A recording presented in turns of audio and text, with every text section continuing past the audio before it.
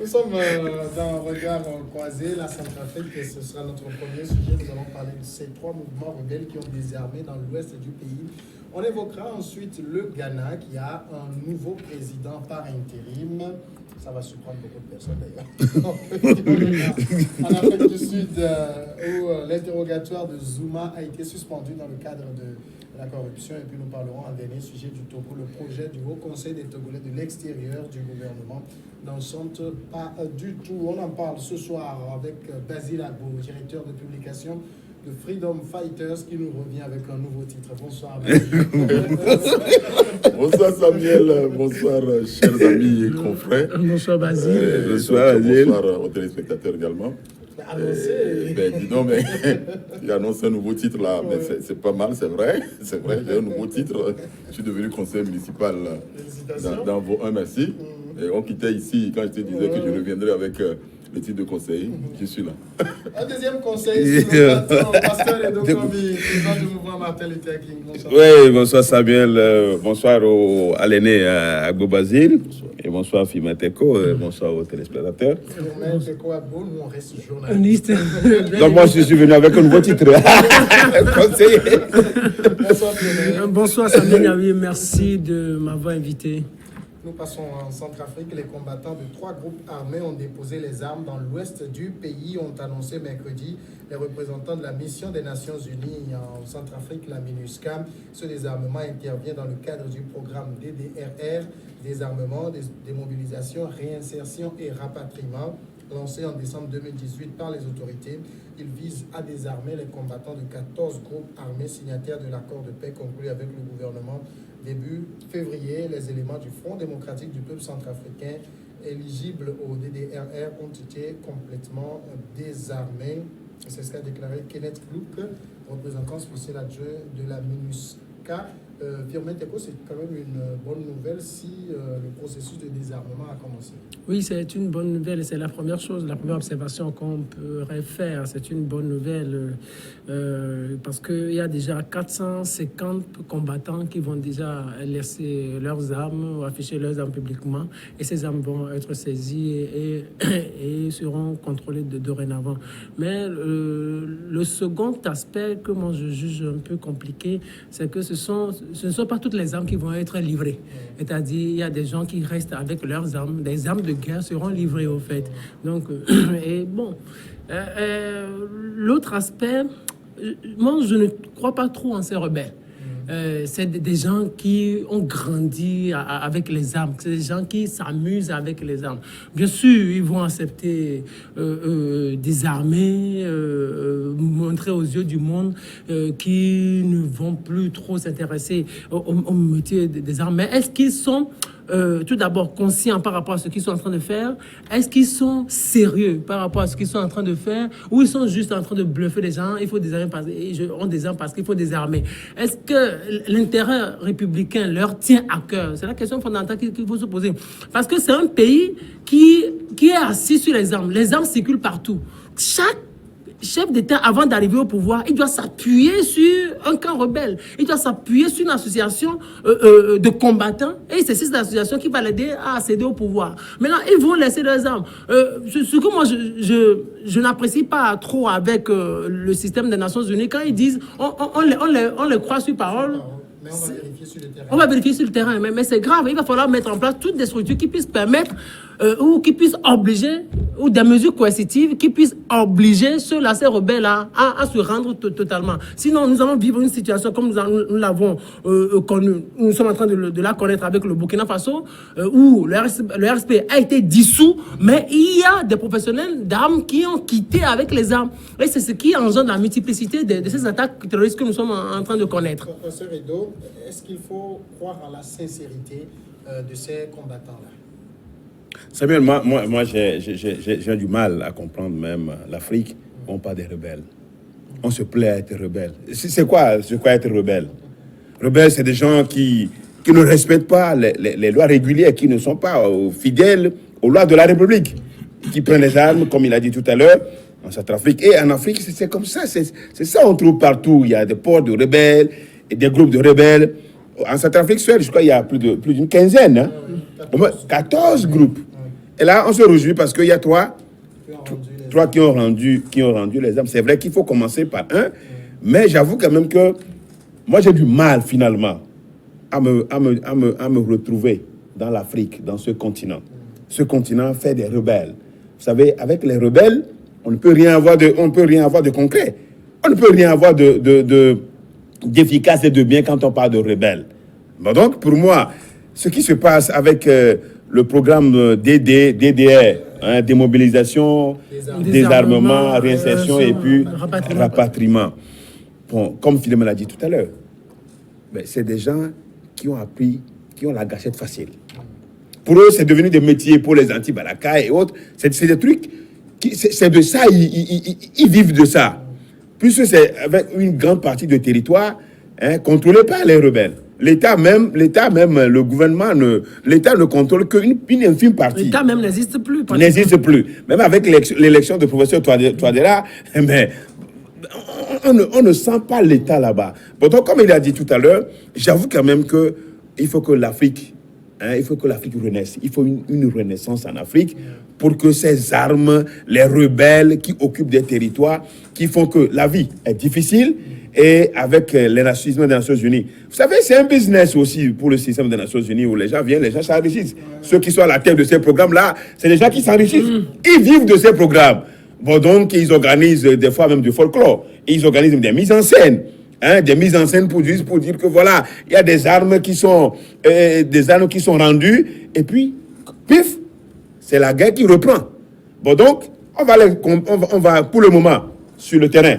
C'est sur le terrain que nous allons vérifier si réellement le programme de désarmement a commencé pour permettre au moins une fois de bon à ce pays qui est déchiré par des guerres, puisse être par la guerre, puisse renaître et que nous ayons un État digne de nom et que les Centrafricains puissent retrouver la paix. Basile Ago, dans ce genre de situation, comment on sait que c'est le nombre d'armes qu'il a rendu? Oui, c'est une réelle problématique que nous avons toujours posée lorsque j'entretiens les étudiants en histoire et anthropologie de la guerre à l'université de Kara, à la faculté des droits et sciences politiques.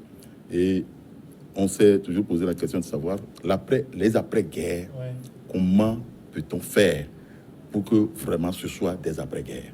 Et c'est là où interviennent les psychologues, les sociologues, pour essayer donc d'entretenir les vieux belligérants, les anciens belligérants, qui se sont habitués à la pratique des armes. Et qui, comme le pasteur le disait tout à l'heure, les armes deviennent pour eux un business. Il tient les armes parce qu'il a la capacité d'aller attaquer, par exemple, un village pour avoir de revenus, pour avoir de quoi vivre. Et donc, l'arme, là, c'est devenu pour lui un bien, un gagne-pain.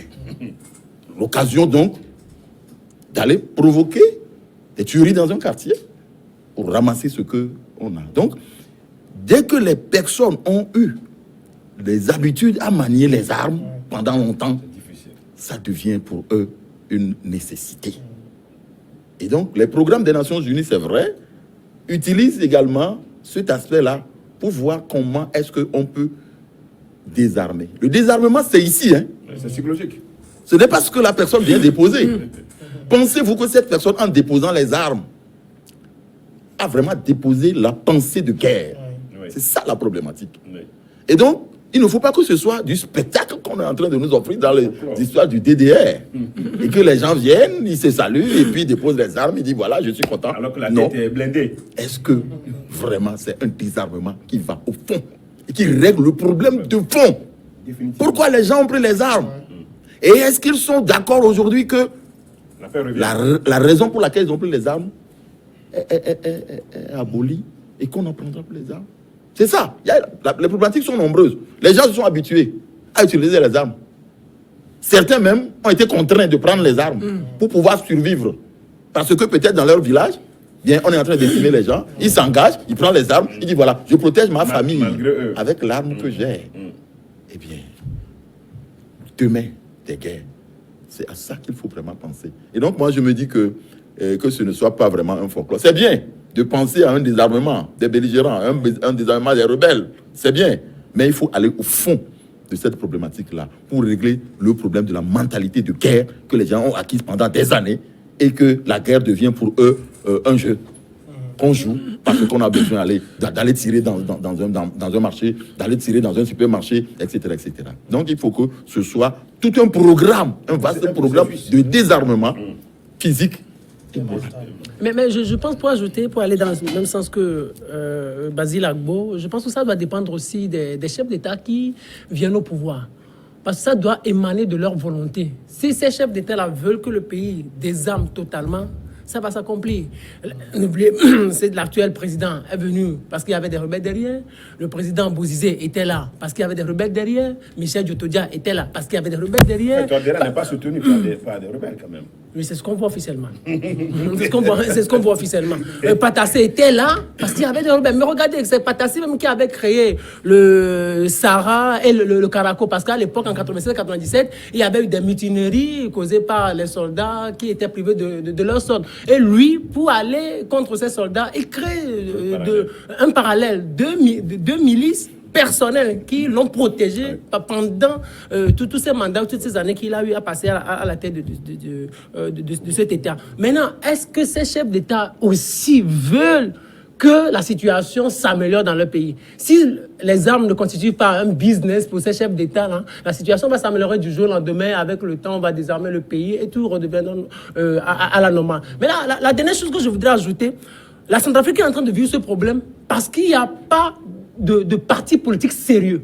Le pays n'a jamais réussi à construire des formations politiques sérieuses, à construire une démocratie sérieuse. C'est pour cela que ces armes-là circulent facilement. Les partis politiques, ils n'ont pas de système fort ou de partis politiques sérieux comme au Togo ou au Bénin ou au Ghana où on voit la démocratie en train de en train de marcher un peu. Eux, les partis politiques n'existent pas. Les organisations de la société civile n'existent pratiquement pas. La presse même, on ne sait même pas comment ça... Ce n'est pas, au fait, c'est un État officiellement comme ça, mais ce n'est pas au fond un État. Donc la chose sur laquelle moi je voudrais insister, c'est d'appeler les responsables ou les autorités centrafricaines à mettre un accent sur la formation des partis politiques. Quand il y aura ces partis politiques, au moins chacun viendra avec un programme bien sérieux et on ira progressivement de désarmement en désarmement. Alors, Pasteur Edo, il y a quand même aussi quelque chose qu'il faut souligner, c'est que c'est vrai, on a amené des gens à déposer quelques armes, mais quand on vit dans un pays où on peut se procurer une arme comme du pain, ça ne sert à rien. Non, mais écoutez, ça, quand vous prenez les pays de l'Afrique centrale, les armes sont facilement accessibles. Dans les pays, là, vous prenez RD Congo, c'est Rwanda, Burundi. C'est un pays, un endroit de l'Afrique où facilement les gens peuvent se procurer des armes. Et ainsi, on doit toujours se confronter à ces problèmes. Mais c'est que le processus de désarmement, ça ne répond pas, il n'y a pas de mesures coercitives. Oui. C'est comme si on est en train de plaider, on est en train de les supplier. On est en train de les supplier, il n'y a pas de force, vraiment. Est-ce qu'on peut y mettre de la force quand ces groupes armés contrôlent 80% du territoire? Ben, Samuel, mais quand il y a des forces régulières, l'armée régulière n'a même pas. L'armée régulière n'a même pas. En Centrafrique, il n'a même pas. Le président est protégé par des Russes. Donc, le président. Donc, voilà. Le président lui-même. C'est un pays qui est en déliquescence totale. C'est un pays qui vraiment. Il faut du temps pour réorganiser l'État centrafricain.